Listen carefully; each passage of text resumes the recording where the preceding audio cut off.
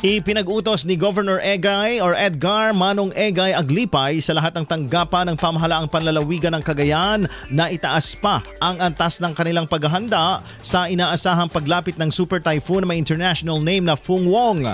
Sa ginanap na pre-disaster risk assessment meeting kahapon, November 6, binigyan diin ng gobernador ang tatlong pangunahing direksyon ng kahandaan. Kabilang dito ang preventive measures, prepositioning of assets at preparation upang maiwasan ang malawakang pinsala sa mga Cagayano.